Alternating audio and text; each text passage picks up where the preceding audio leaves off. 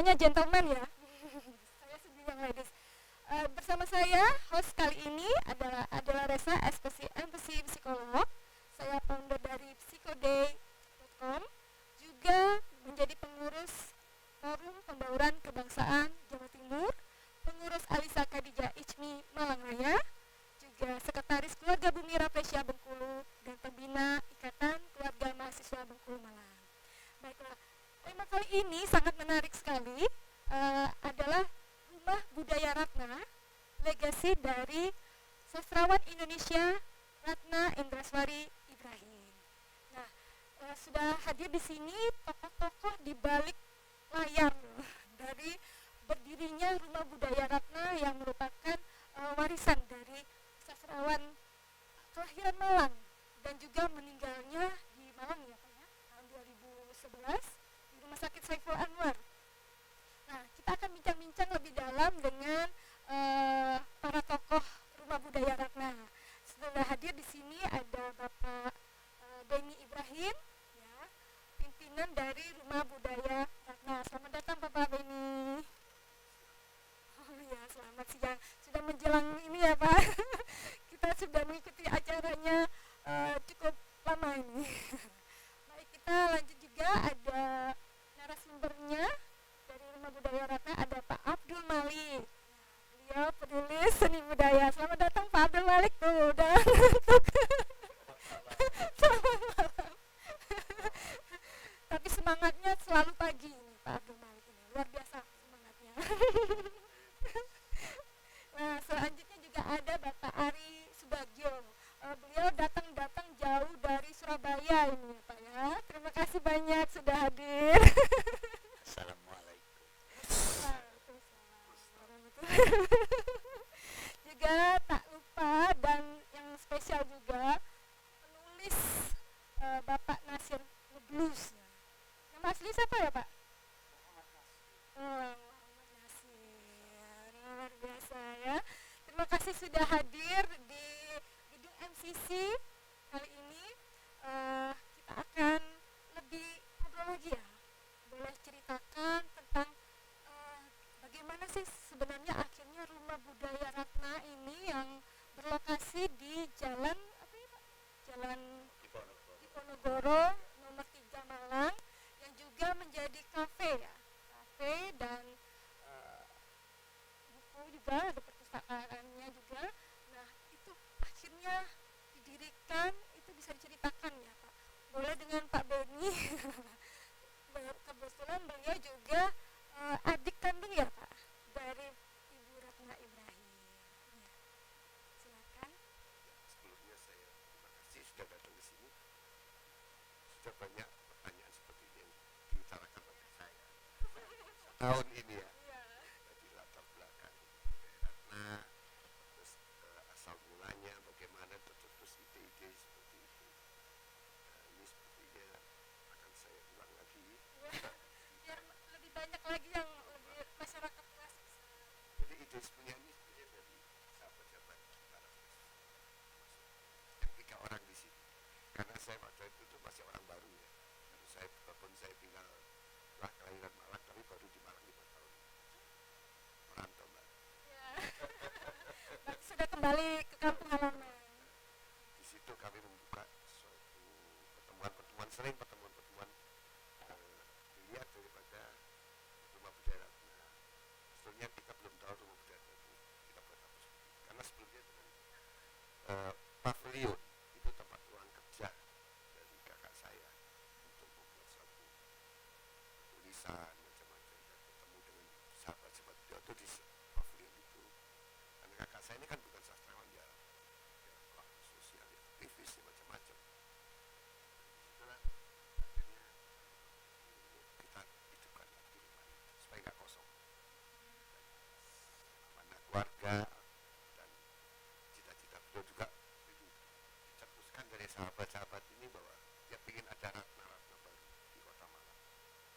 Nah, kita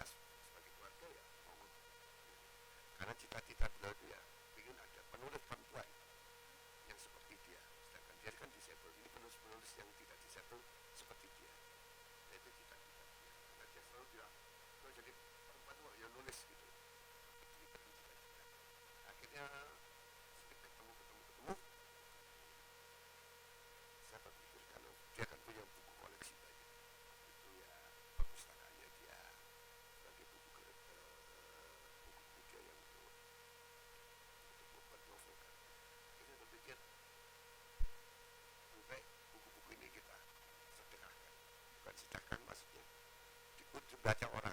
Buat apa punya koleksi buku nggak cuma dipajang aja. Ya baca rakyat. Akhirnya saya berpikir, udahlah kita buat suatu tempat pertemuan. Akhirnya kita suatu buat meeting point untuk sastrawan, budayawan di Rumah Budaya Ratna. Ruang kreatif yang mungkin akan suatu tempat pertemuan, dan ini berlangsung ya pelan-pelan, Mbak. Memang sebulan 2 bulan hambatan kali dinamika suatu usaha untuk, dan memang Rumah Budaya ini non profit, kita tidak menguntungkan apa-apa, kita miskin, Mbak, masih miskin. Kita nggak kaya. Kita nggak kaya, cuma ya atas bantuan teman-teman Pak Ratna, teman-teman saya, kebetulan Rumah Budaya sumbangan buku, akhirnya mengalir aja, datang, nggak tahu gimana, akhirnya yang lebih banyak datang teman-teman Gensi, ada di Gensi yang lebih banyak, dan saya bahagia karena ternyata 80% pengunjung kami itu, dan saya bahagia juga dari setiap hari dia pegang habis 100%, pegang scroll, sekarang 1%-nya dia datang ke kami dan hanya untuk selfie atau kan seenggaknya dia udah baca buku juga, untuk keinginan itu kembali lagi. Kita mengalir, Mbak, jadi batasan kayak perpustakaan itu nggak ada. Ya, mau datang, mau cari buku sambil sendiri, dan kita tidak ada batasan, oh datang ke sini harus members, harus trust, nggak ada. Kita hanya beri kesadaran pada mereka, karena kalau dengan kesadaran dari mereka, seenggaknya mereka sadar. Kesadaran apa? Ya disiplin macam-macam. Ya, saya lebih baik mereka berkembang sesuai dengan alurnya. Ya, beberapa kali datang ke sana hanya cuma selfie. Memang konsepnya kita bukan kafe, ya perpustakaan, cuma kita buat kafe. Seperti nyaman, kayak update lah, kayak anak-anak zaman sekarang, tidak formal seperti perpustakaan yang porsinya sendiri. Kita enggak, ya memberi terbuka dan kayak mereka lah, ya, untuk lebih headroom kepada anak-anak Gensi. Dan kan ya saya senang karena saya berpengalaman bertahun-tahun berhubungan dengan anak-anak Gensi, ya. Jadi saya lebih suka bagaimana permintaan mereka, dan mereka juga minta diperhatikan secara anak-anak umur 25 tahun ke bawah itu masih gelombang, masih apa ya, gelombangnya masih belum tentu. Nah, itu kita perhatikan dengan cara apa? Ya beri ke ujian pada mereka untuk membaca. Nah, itu baca yang berat, kemudian ini kan penting ada respon, ada sapaan, ini yang penting. Nah, sebenarnya kalau dari semua ini, Mbak, satu ikon kami, Rumah Budaya Ratna ya sebagai ikon kami. Rumah Budaya Beni yang ada yang datang. Ratna itu yang buat ikon kami. Ya, ikon ya. Akhirnya ya sahabat-sahabat kayak Pak Ale, Pak Radio, Nasir ini lah. Ini kita sebut dulu mereka kan ring satu. Lebih baik dia lebih banyak berdekatan dengan Mbak Ratna selama ini bertahun-tahun. Saya kan saya 40 tahun tinggalin Malang dan jarang ketemu dia. Yang dekat-dekat ya. Nah, sudah hadir di sini ya. Ya, bisa berbagi cerita juga tentang Bu Ratna tentunya. Jadi ya, saya dari keluarga mengucapkan terima kasih ke beliau ini, dan saya hanya mengolah, Mbak, mengolah aja untuk sebagai untuk kedepannya sebagai ruang kreatif bagi anak-anak muda. Itu aja. Luar biasa sekali itu, Pak, inspiratif, karena sepertinya belum ada ya di Indonesia. Saya belum pernah dengar yang konsepnya yang seperti ini, yang rumah budaya Ratna ya, bisa mengajak Gensi juga. Nah, kita juga pengen dengar ceritanya sahabat Ratna ya, dari Pak Ari Subagio yang dulu lama ya, nanti dapat. Nah, boleh saya pengen dengar juga nih dari Pak Ari. Kan kita sempat ngobrol ya kemarin waktu acara podcastnya Pak Taufik Saguanto di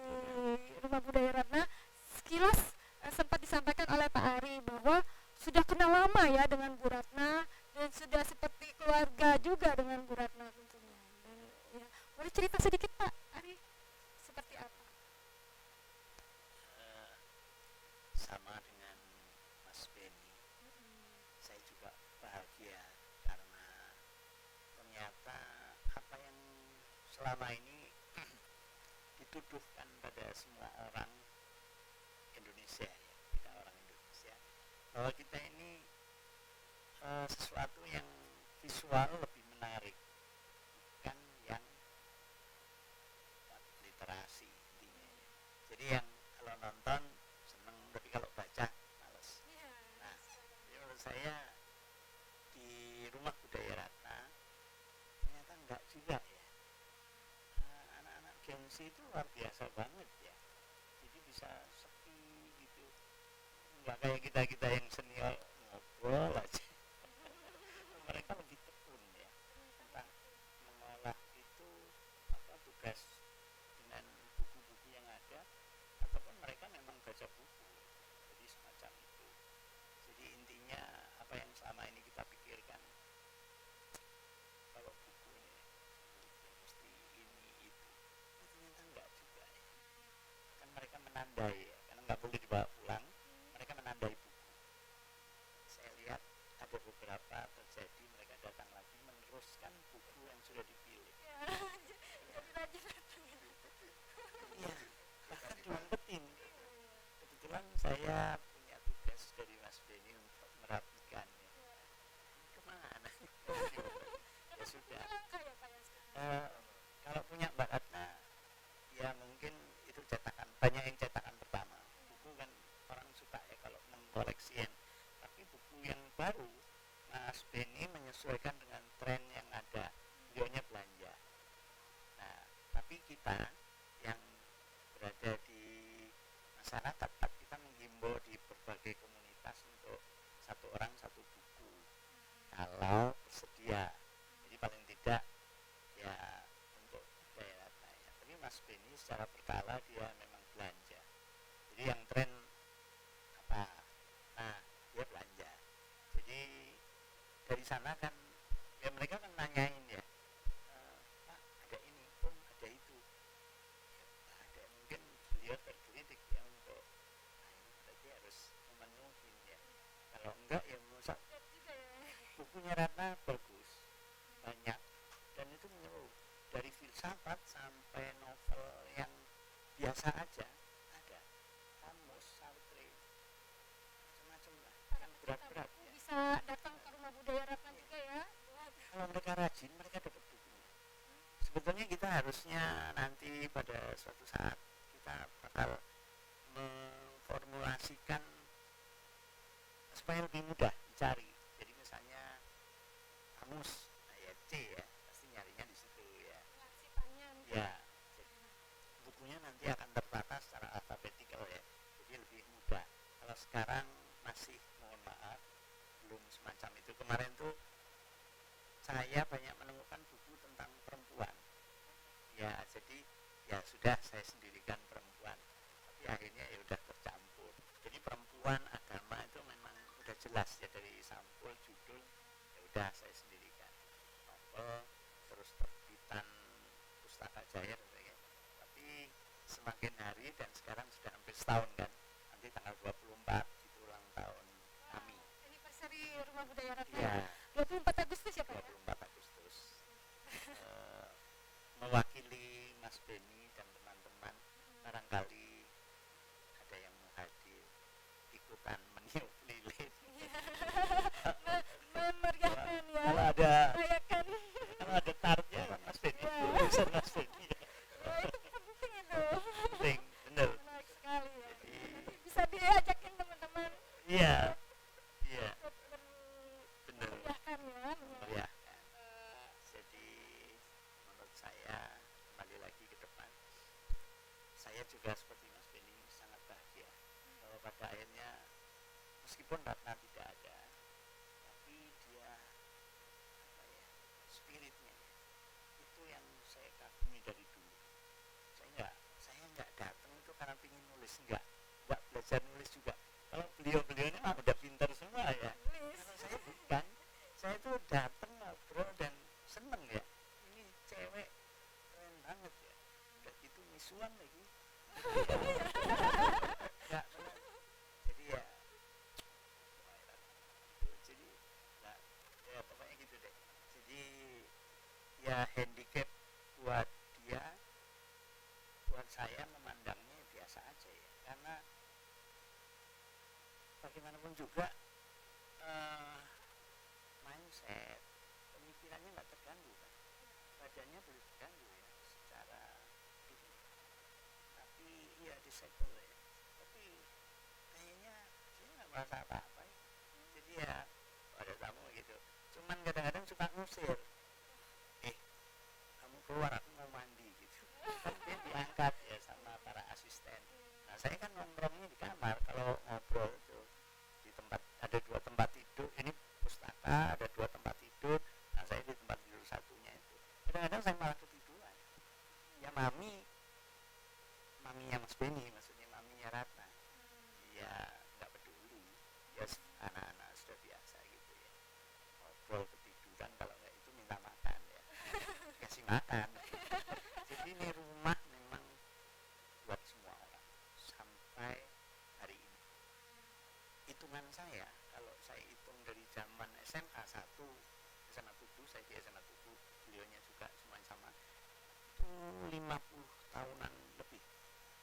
Jadi rumah itu saya kenal sudah 50 tahunan lebih. Tempat tidurnya sudah nggak ada, ratnanya sudah nggak ada, tapi apa ya, spiritnya ya, itu ya jarang yang kita temui ya untuk orang lain.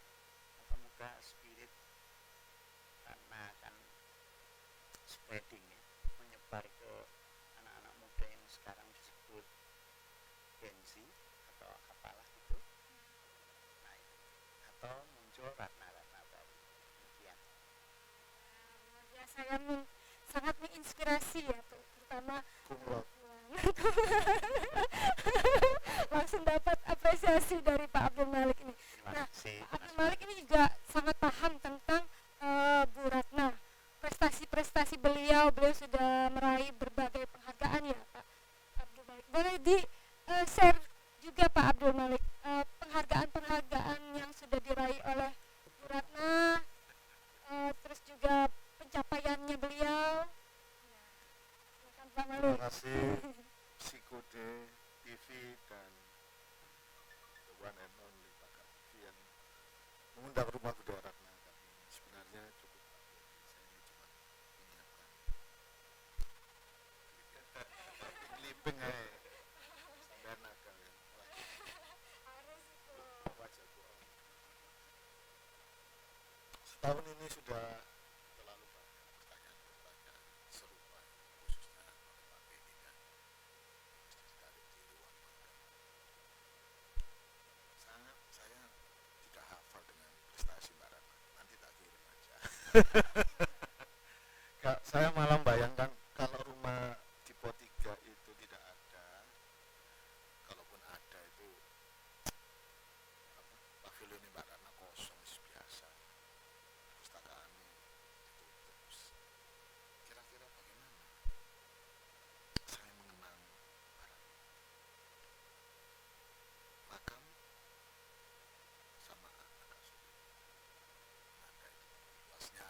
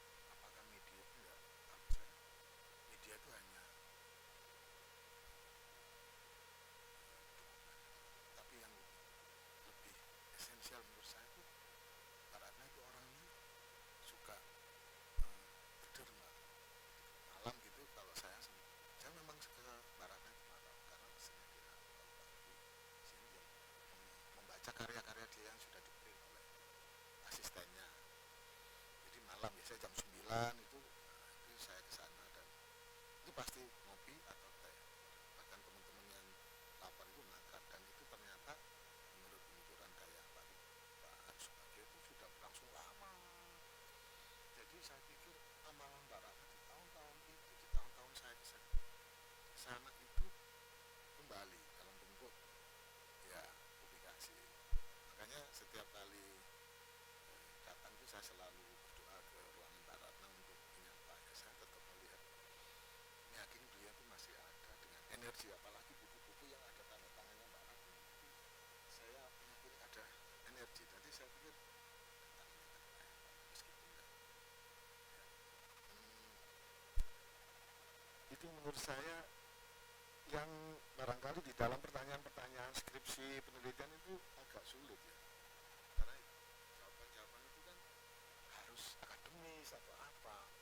Saya cenderung nggak apa-apa, silakan Anda menganalisa, karena di dalam perpustakaan Mbak Ratna sendiri kan sebenarnya belum sempurna, desimalnya belum malah bahkan labelnya di atas, terus banyak juga yang enggak. Tapi menurut saya ini biarlah ini proses, karena buku-bukunya koleksi Mbak Ratna aku ingin menulis kayak Virginia Woolf,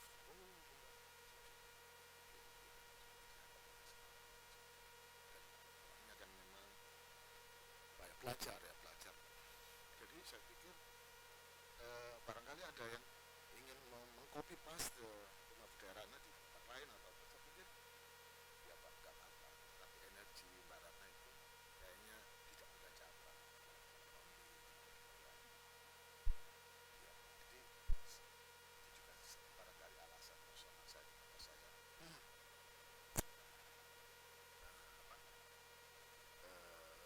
ada di tiga ya. Jadi salah satu hal yang membuat saya terkesan itu ada titik pengarian atau titik sinjan orang-orang terdekat Mbak Ratna. Saya sebenarnya nggak dekat, nggak. Saya di luar lingkaran dan saya di luar pagar sebenarnya. Cuma saya di itu saya diberi kesempatan menulis di bagian buku semacam tribute to Mbak Ratna dan saya dan Mbak Ratna. Ya tulisan sederhana saya ketika saya Mbak Ratna itu kepala di dekat Pak dan ada apa dan saya juga jalan apa kan terus serius sama Mbak Ratna. Termasuk saya kasih kan Adilog yang sekarang lagi tren itu Mbak Ratna menyimpan dalam bentuk cover hitam itu Adilog dilarang Orde Baru dicat biron ya. Pola-pola seperti itu menurut saya muncul lagi ketika Rumah Budaya Ratna Anggurajari ini viral sampai Pak Beni dan Bu Nunung menjadi partai tersendiri, belum sempat mencari buat kopi. Jadi itu memang tumbuh, tapi memang ada hari-hari sepi ya, 1-2 bulan itu kunjungan nggak banyak, itu tiba-tiba. Jadi menurut saya ingin mengenang apa amal jariah Mbak Ratna lewat kebaikan kopi tete. Kalau pagi sempat aku Mas saya nggak berani ke dapur lebih jauh. Kalau sekarang kayaknya ada akses ke ruang makan. Kalau dulu kan cuma lihat di dapur sambil beberapa ini dan lain-lain. Gitu aja. Jadi saya nggak dekat, tapi juga nggak tahu prestasinya. Kalau prestasi Mbak Ratna kan di googling ada, tapi sebenarnya apa ya istimewa dari Rumah Budaya Ratna ini sebenarnya siapa? Saya malah nggak akrab sama Pak Beni Ibrahim karena dia memang nggak ada di Potiga, lebih sering ke malah Nasir itu ada di ring setengah kayaknya gitu. Oh, di sana kan ada foto-foto Mbak Ratna hitam putih itu jepretannya Pak Bambang Awut. Bukti otentik, nggak bisa dibantah. Nasir mendorong kursi roda itu sangat istimewa. Beliau yang tadi mbaknya layak untuk penghargaan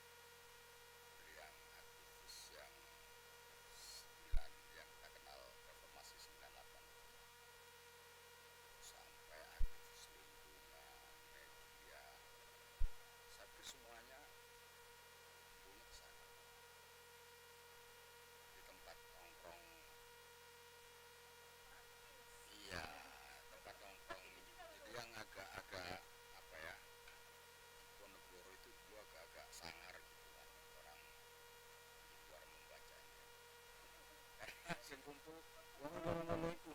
Iya. Itu yang membuat ini. Nah, Mbak Ratna itu kan orangnya welcome banget. Welcome banget dan dia itu apa ya, gemar bertanya dan mendengar. Jadi kalau nanya itu sampai detail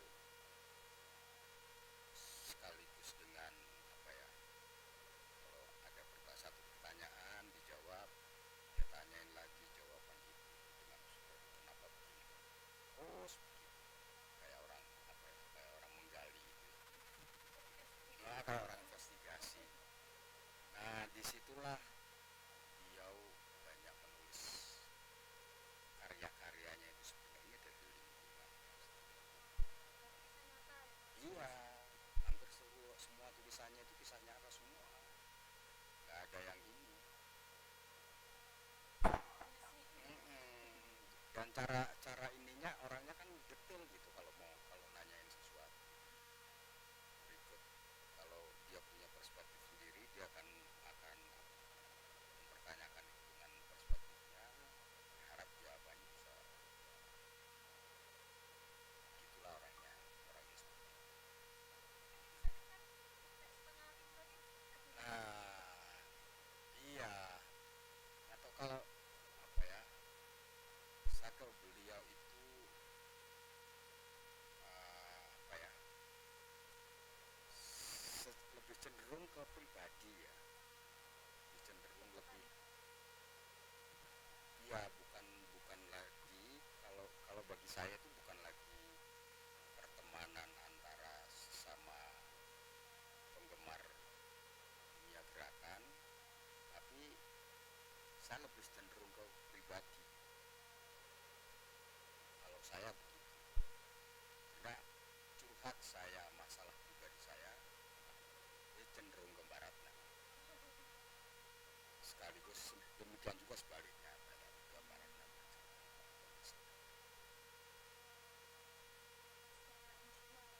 Dekat secara emosional, bahkan di tahun-tahun terakhir sebelum ini apa namanya itu, kalau Mbak Ratna nggak mau minum obat, biasanya asistennya yang namanya Umi itu nelfon, Mas mangga,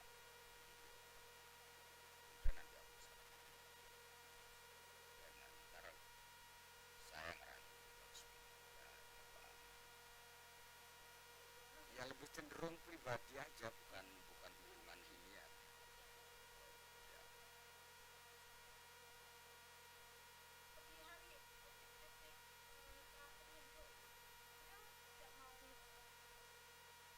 Enggak, orangnya kan kadang-kadang itu apa sih istilahnya wong biyen itu Mas cengkal gitu ya. Orangnya kan agak keras gitu orangnya. Mbah ya moh. Iya, orangnya kan gitu. Nah, yang menarik itu sedekat-dekatnya saya sama Mbak Ratna, karena saya laki-laki, tetap aja kalau ada perempuan yang lebih dekat sama Mbak Ratna, ya dia yang lebih disupport. Iya, Mbak Ratna itu perempuan, sangat. Menurut Mbak Ratna ya perempuan itu harus mandiri, harus kuat, harus punya sikap. Nah, itu yang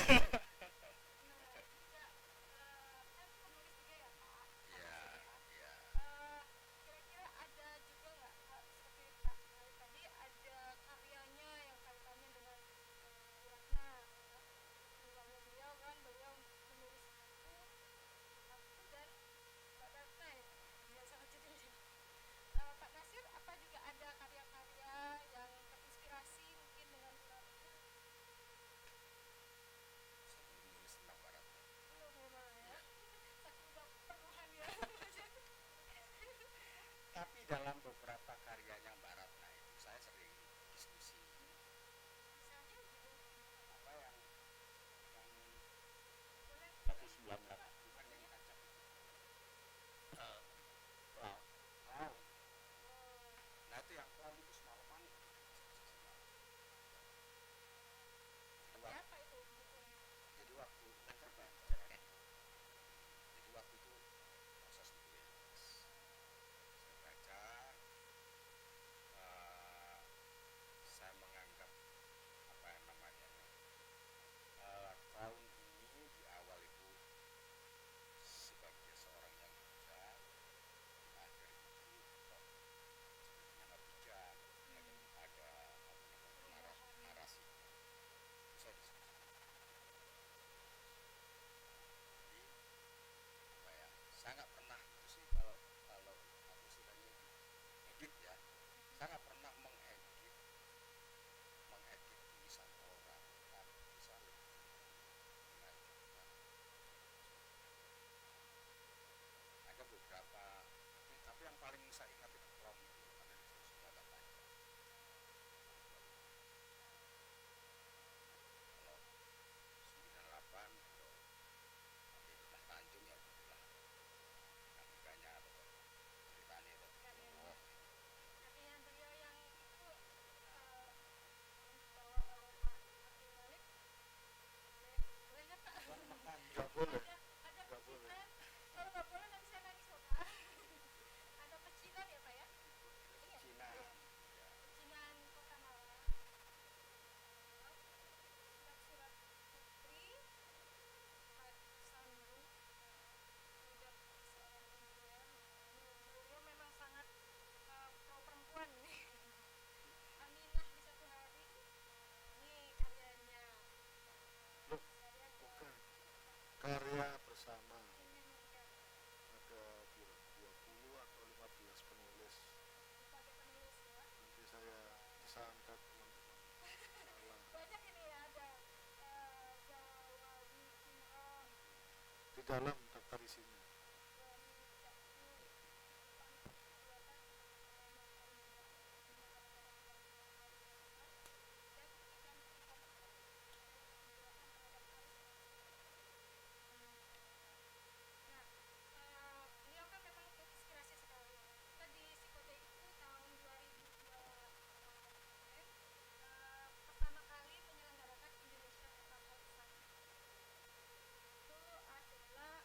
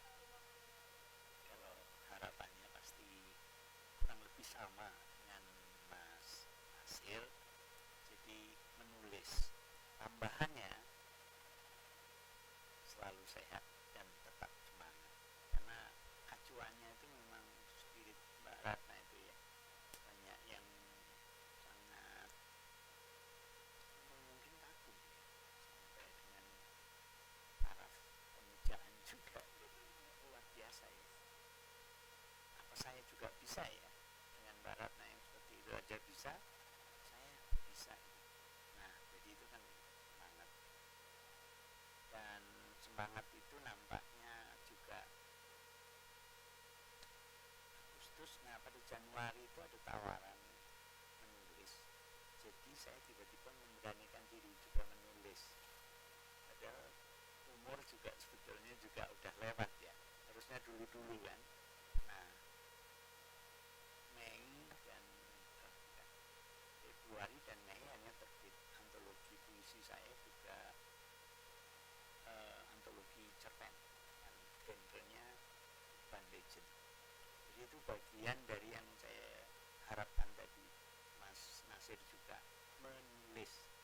Tapi saya tambahin harus selalu sehat. Mbak Rana sehat. Terus kan saya lihat ya dalam keadaan yang seperti itu ya sehat ya.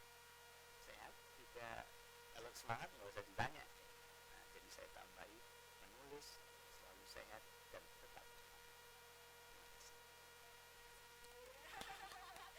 Pak Abdul Malik nih, senyum terus ini. Siapa nih? Fotonya. Ini podcast atau interogasi? Kan terinspirasi dengan bulatnya. Saya tuh sepakat banget 100% sama Pak Nasir. Jadi menulis. Terus saya tambahin juga, saya sepakat sama Pak Subagio, selalu sehat. Saya tambahin jangan lupa tidur 8 jam sehari. Perbanyak minum air putih. Beliaunya kurang tidurnya, Bunda. Jadi ini agak susah. Matanya sampai hitam. Ya. Nanti putihnya hilang, hitam semua. Karena minum kopinya juga seiring sejalan sama kurang tidurnya. Pak, kita bikin topik sendiri kita terus. Ayo kita bahas. Enggak salah Pak, nggak ada yang bisa maafkan. Ada juga kafenya kan, menu-menu saya udah cicipin kemarin menu kopi. Mungkin nanti ke depan juga bisa ada kopi bungkusnya juga Pak. Ya, oke. Ya. Langsung sama Iya. satu pintu kalau Ya, udah sudah.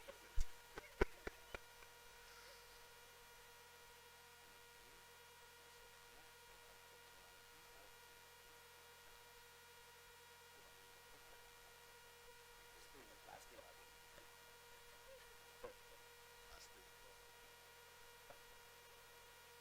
Tapi tidak usah khawatir loh. Kalau di Rumah Budaya Ratna, ruang pustakanya itu no smoking area. Yang smoking area itu yang di teras, yang terbuka ya. Jadi mungkin yang mungkin tidak merokok, jadi nanti kayak gimana ya? Enggak. Anak-anak juga mulai. Iya, kebetulan pengunjungnya kan ada anak-anak dan ibu bapaknya. Mereka tungguin atau kirim. Ada salah satu pengunjung yang orang tua punya 2 anak, satu masih kecil. Mereka berboncengan 4. Yang diturunkan yang perempuan. Jam 9:30 dia jemput. Itu sangat mengharukan buat saya. Mendar. Semendal, ya bahasa Jawanya itu. Ya. Kayak itu Luar agak biasa. keluargaan. Dan dia bacanya Dostoyevsky, terus ya kayak gitu-gitu. Kamu iya. SD itu masih SD. Jadi Kalangan yang nyata maupun gak nyata. segala umur bisa ya. begitu. Baik, Pak Bedi, closingnya gimana ini? Aneh ya, kalau RPR itu kan soal ekspresi buat anak-anak Gen Z. Jadi tempat untuk mereka dihargai. Itu penting. Dan itu ekspresi.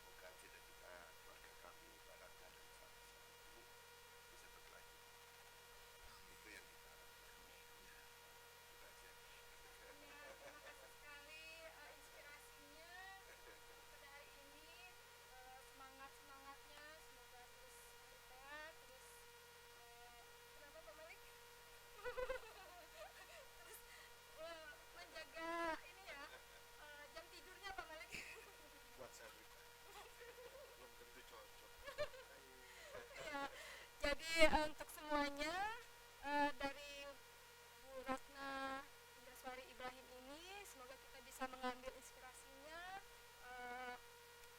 dari semangatnya beliau. Dengan keterbatasannya tidak ada hal yang tidak mungkin. Dia bisa tetap berdaya, tetap menginspirasi banyak orang, tetap hidup inspirasinya, jiwanya lewat legasinya Rumah Budaya. Baiklah, kita akhiri podcast kita. Semoga semuanya bisa senang, bisa mendapatkan manfaatnya dari podcast Inspirasi Indonesia untuk Global Psikoday dan Bagat tentunya. Terima kasih, sampai ketemu lagi di lain kesempatan dengan tema-tema yang menarik. Bye. Bye semuanya, Rumah Budaya Ratna.